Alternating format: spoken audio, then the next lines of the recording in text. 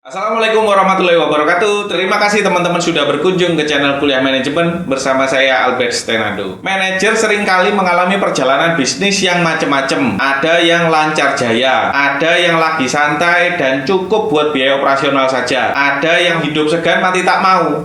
Tekor tapi nggak mau nutup atau ganti bisnis. Sekarang gimana perjalanan bisnismu? Termasuk yang lancar jaya, apa yang tekor? Yuk simak videonya sampai habis. Kuliah nggak perlu lama-lama, yang penting serap ilmunya. Jadi jangan lupa subscribe, like, dan share, dan nyalakan loncengnya untuk bisa selalu update diskusi mata kuliah manajemen secara gratis.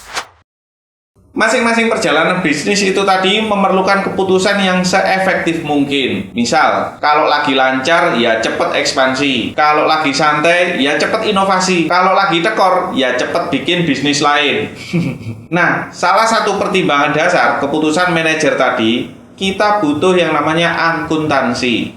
Akuntansi itu apa sih? Akuntansi adalah suatu proses yang diawali dengan mencatat, mengelompokkan, mengolah, menyajikan data, serta mencatat transaksi yang berhubungan dengan keuangan, sehingga informasi tersebut dapat digunakan oleh seorang manajer dan menjadi bahan untuk mengambil suatu keputusan. Manfaat akuntansi adalah untuk mengetahui status dan kondisi keuangan perusahaan, mendapatkan gambaran dari tingkat laba perusahaan, dasar penentuan pajak, dan peraturan perusahaan. Selain itu, dengan akuntansi, kita jadi bisa menetapkan tingkat resiko yang berkaitan dengan pinjaman atau kredit. Proses akuntansi sangat berkaitan dengan keuangan yang terjadi dalam bisnis atau organisasi. Proses pertama dan yang paling penting dalam proses akuntansi adalah pencatatan transaksi yang terjadi dalam perusahaan. Proses ini kerap disebut sebagai pembukuan, yaitu mengenali transaksi dan memasukkannya ke dalam catatan. Pembukuan berkaitan dengan pencatatan saja. Di dalam akuntansi, biasanya pembukuan dilakukan untuk kepentingan pencatatan yang rinci dan menjadi laporan untuk menyajikan data sebagai laporan akhir keuangan. Meringkas, umumnya data mentah hasil pencatatan transaksi dianggap tidak terlalu penting. Data mentah ini tidak berpengaruh dalam proses pengambilan keputusan. Namun, disinilah peran akuntan untuk menggunakan data mentah, membaginya menjadi beberapa kategori, dan menerjemahkannya. Jadi, proses yang biasanya terjadi adalah hanya mencatat transaksi lalu meringkasnya saja. Berikutnya adalah melaporkan. Setiap urusan yang terjadi di perusahaan adalah tanggung jawab manajemen. Setiap pemilik bisnis harus mengetahui berbagai operasi atau kegiatan yang terjadi di perusahaan dan bagaimana perusahaan tersebut menggunakan uang.